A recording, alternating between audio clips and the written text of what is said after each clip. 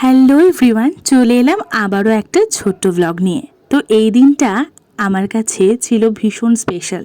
অন্যান্য বছরের থেকেও এই বছর আমার কাছে 5 সেপ্টেম্বর ছিল খুব স্পেশাল, কারণ আমার ছোট্ট ছোট্ট স্টুডেন্টদের কাছ থেকে আমি অনেক মিষ্টি মিষ্টি গিফট পেয়েছি আর অনেকটা ভালোবাসা পেয়েছি।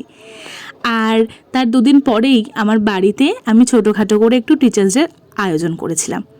আর এই যে দেখতে পাচ্ছ, আমার এক স্টুডেন্ট চলে এসেছে ম্যামের খুব দরকারের জিনিস, একটা রিং লাইট নিয়ে। ও যে এইভাবে মনে রেখেছে আমার কোনটা দরকার সেটা ভেবেই আমি অবাক হয়ে গেছি।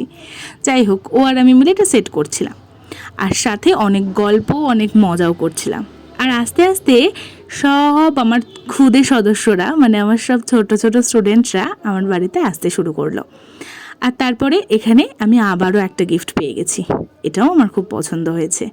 এবং সব কটা গিফটই ছিল ভীষণ সুন্দর, আর ওদের ভালোবাসা মাখানো ছিল বলে সেটা আমার কাছে আরও স্পেশাল। আর এই যে এখানে ওদের দুষ্টুমি শুরু হয়ে গেছে, খেলাধুলা, দুষ্টুমি, গল্প, আড্ডা, সব কিছু মিলিয়ে দিনটা ছিল বড্ড স্পেশাল। আর এখানে সব নাচ গান সব কিছু হচ্ছিল।